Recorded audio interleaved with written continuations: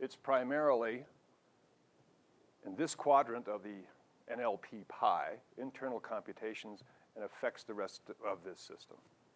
If you think about it in terms of logical levels, right? You got the environment, behavior, capability, belief, identity, and spirit up here. The swish primarily is designed to shift behaviors in an environment, unwanted responses or behaviors, right? So you could think of it as a lower level logical change. As I was saying yesterday, depending on the client, depending what you're into with the client, the time and energy that you spend generating the future image can tend to generalize the swish pattern to higher levels. In other words, you can do belief change work and even identity work when you're creating this future self-image. You know, just a simple thing like nail biting or some habit that you want choice over, there's generally no need to do this. Right? But keep in mind that what the swish is designed to do is to link new behaviors and responses to a specific environmental cue. Right? So the triggers that used to put you in an unpleasant state or an unwanted response, like seeing the coffee cup or the glass of beer, now put you into a more resourceful state and orient you towards this future self. Other observations or commentary from yesterday?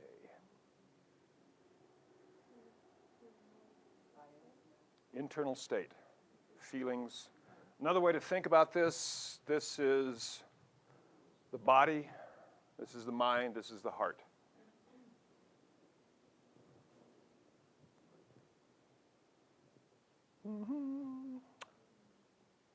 Okay. S, state.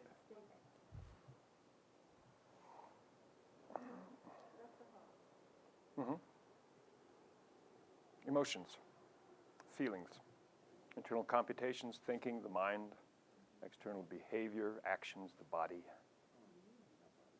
Body, mind, and heart. 3 easy pieces. The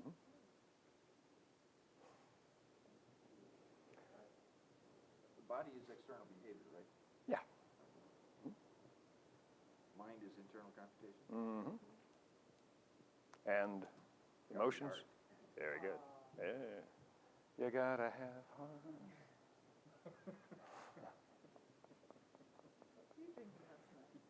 No, it's the coffee this morning.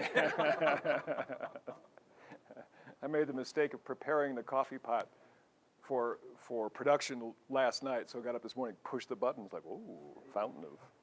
So, yum. That's right. I'll slow down. Or you guys better speed up. Well, that brings us to our next kind of topic. Slowing down, speeding up has to do with what? Time. Very good. We left the room yesterday carrying our timelines with us in more or less a conscious fashion. We had done timeline elicitation with a simple behavior over time, and I encouraged you to kind of explore your timeline yesterday evening to get a sense of what the real refined structure was, any other submodality distinctions like brightness, size of the image, and like that.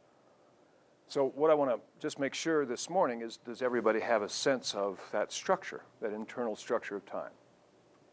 Okay. Is there any questions or commentary about the way we've approached the notion of timelines using submodalities so far, before we continue an exploration of timelines?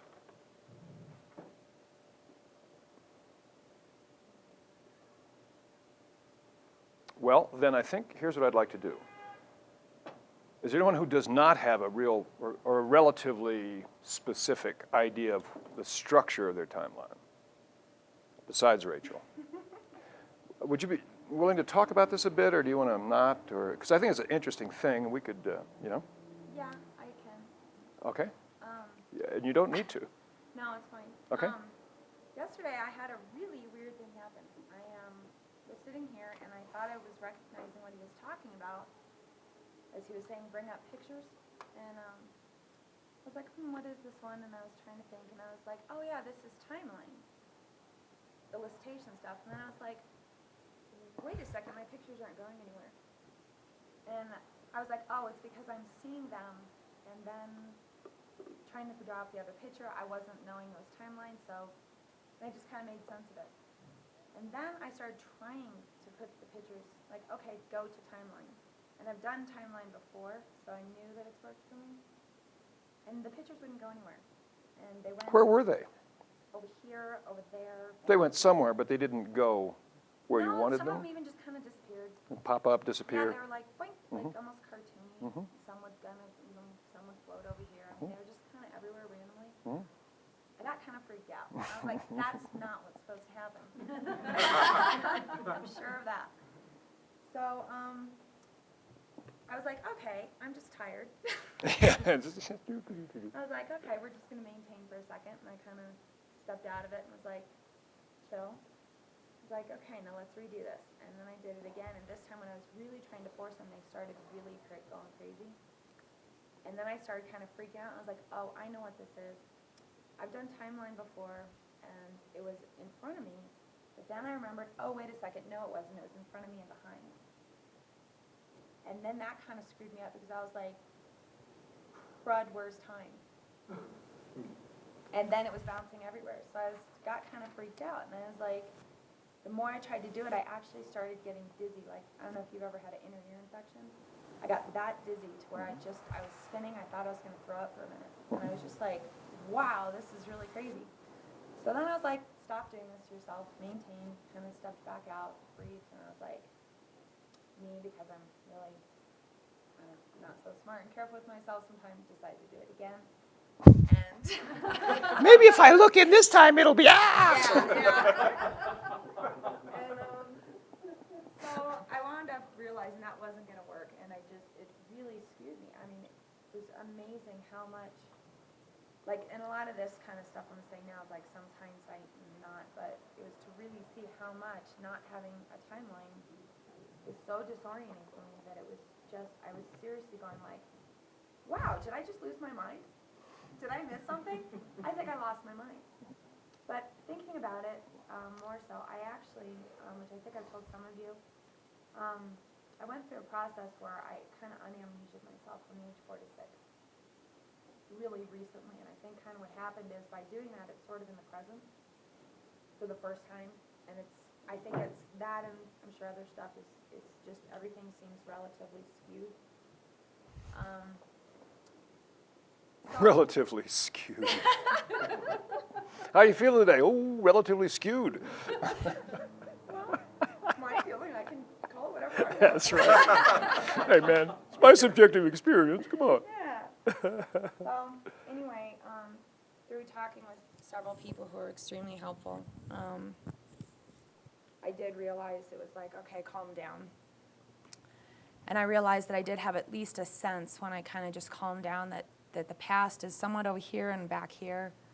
The future is somewhat kind of over here and over here.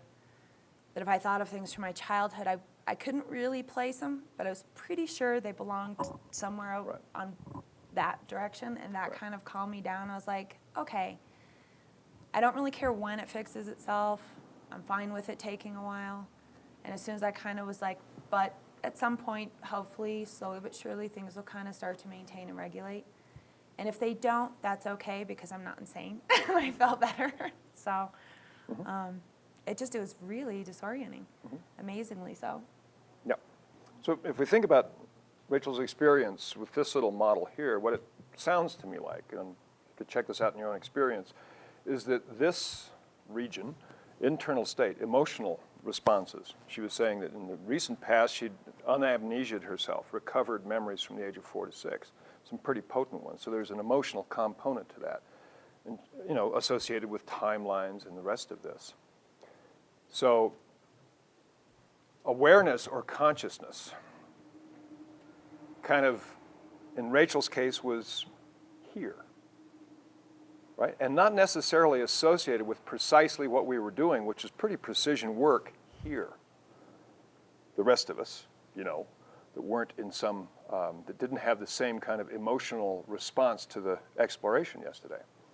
So the internal state that she had had an impact on thinking, her internal computations. In other words, these things wouldn't stay. And then she had an idea that in the past there was an order and a structure. And so the conscious mind's going, well, there should be, they should fit this way. They weren't doing that, et cetera, which kicked off another emotional response like that. So that, the process itself makes perfect sense. And this is really useful for us all because you need to recognize that you guys are in a Master Practitioner certification training and you had a lot of exploration of your own unconscious, a lot of internal flexibility. But you're working with people in the real world who haven't got a clue, right? And they're going to be in various states, et cetera. But the thing with timelines in practical application or utilizing them is exactly the way that Rachel described it. I have a sense that my past is over here and that's fine and the future is kind of out here. For most timeline work, that is enough of a doorway to anyone to begin to do the kind of work that you'll be doing in NLP. And our exploration yesterday was primarily just a way for you to have a sense of the link between submodalities, right, and the subcomponents of various rep systems and how, at an unconscious level, your mind uses them to code aspects of your experience, including time. But as Rachel was discovering, time is intimately connected with our experience of reality and what we refer to as sanity, right? So this is something to really keep in mind when you're working with timelines is a major frame of ecology and real gentleness in doing the work with timelines because you're tapping into someone's primary and basic reality codings, right? So it's a good caveat, I think. Cool. So really, I mean, it's like you never know until you begin the exploration exactly what you're going to see, what you're going to discover, right? What you're going to find out. Cool. All right. Other commentary about timelines at this point before we explore what's possible with them. Well, just one sentence, because it's so amazing for me. So my whole NLP life, I know my timeline was pretty much the same. Yesterday, believe me or not, I had exactly the same feeling, or a very similar one. I took this toothbrushing thing, toothbrushing yesterday and tomorrow. Right. Toothbrushing was there and there and there. I said, hey, what's going on? This is the altitude. So it's kind of funny, and then I sorted out, okay, no, my timeline has to be like this, it is like this. But it was different yesterday, it was fun. Oh, it must be the altitude. I got different timelines at different altitude. It moves around, and why not? The thing is that if you think about it, and we'll continue this exploration today, timelines, although they tend to be stable, sort of, if you check them out every once in a while, they're pretty much in the same location and structure, they do change over time. They can also change in terms of context. It would make sense with the altitude, because you have different pressure on your ear, which influences your sense of balance, and balance has to do with movement. Time is defined by movement. Right. So, could make sense. Right. And the other thing that Rachel was also, in addition to what Henrik was saying, Rachel was saying that you had a thought that it was, well, I'm up in Winter Park and I'm kind of in this bubble, and right? Well, think about that. That's really true. This is kind of a bubble, and there was an internal arrangement that you made, all of you, to be here, kind of knowing there's a month of timeless time. It's kind of this bubble. I'm going to do this, and then I'm going to get back to my official reality, the real timeline or the real structure of time. So that's a subjective kind of change internally that's very subtle, that could very well be here. Yeah, I kind of thought that, normally you go through your normal day or whatever, and then it's, like even my first day here, I was like, have I only been here one day? Right. But it was learning so much and meeting so many people and just feeling so familiar all of a sudden, so I kind of thought that might also have gotten things just weird, Influenced added to it. Sure. And Yeah. just a lot of different stuff, but I mean, the biggie was for me to just be able to calm down, because before, when I've done it, it's very organized, very structured, and it so wasn't, that it was just like, this can't be good. And as soon as I knew, it's not good or bad, it's like, the whole. Just the way it is. Yeah, it's just the way it is, everything's fine. I was like, okay, that's fine, I can deal with that. Right. Well, think about a vacation. When you go on a vacation, you got a 2-week vacation, and you're going wherever, the mountains, the seacoast. It's like that. It's a timeless thing because it's kind of out of your characteristic flow of life. And it's a vacation. You kind of vacate the timeline. You're in a bubble. You have certain experiences. You don't think too much about the office or the kids at home or whatever.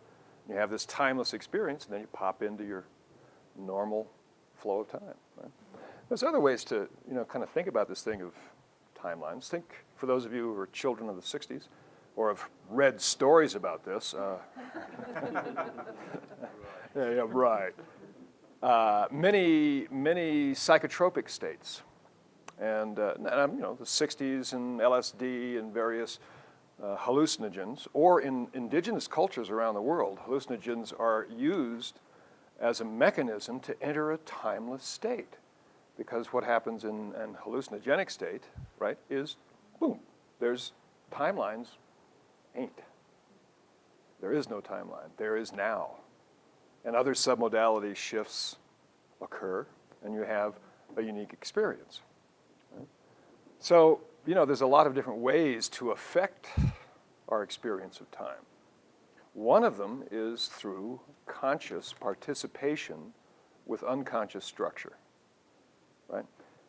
It goes kind of into one of the earlier sort of basic models in NLP was the distinction between conscious and unconscious process, based on the work of Erickson.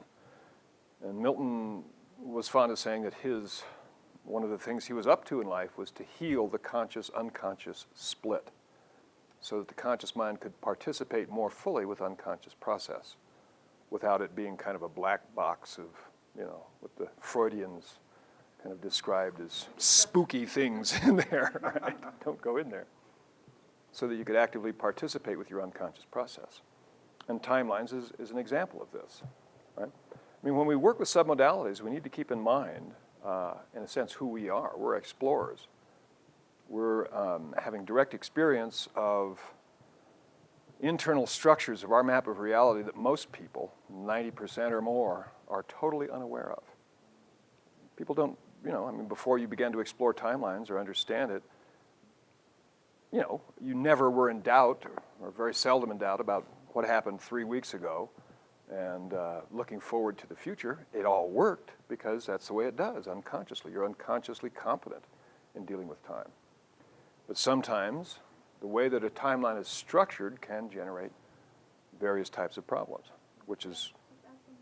What I found really exciting, when I first discovered my timeline, it was like straight back and straight forward. Mm-hmm. And I really became aware of how I got myself into a mess really easily with time, because I didn't have the through-time Right.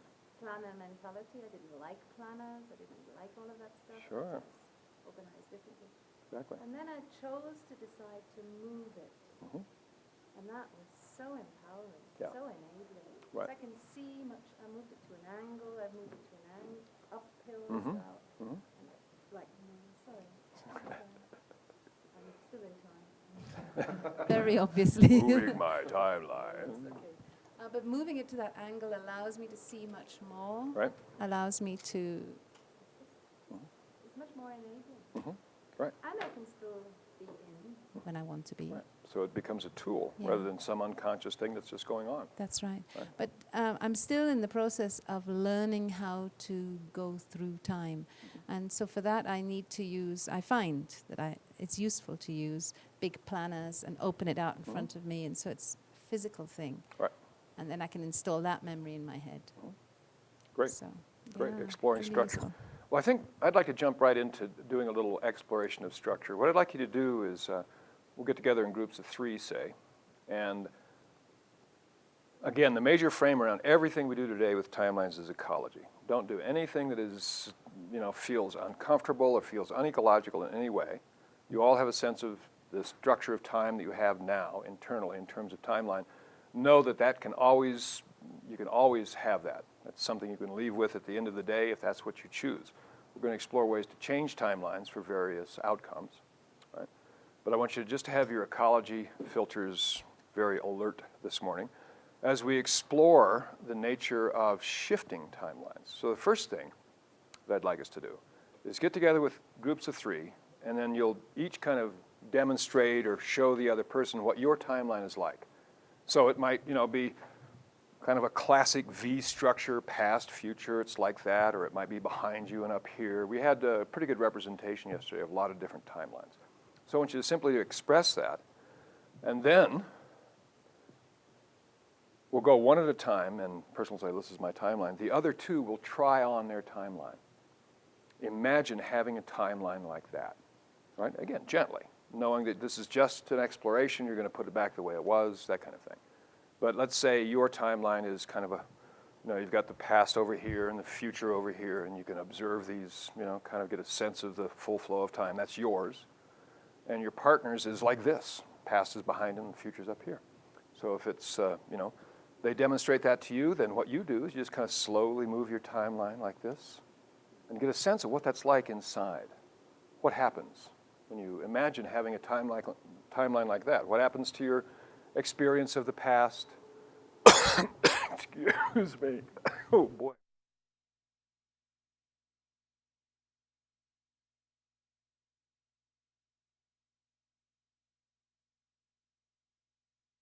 What happens to your experience of the future?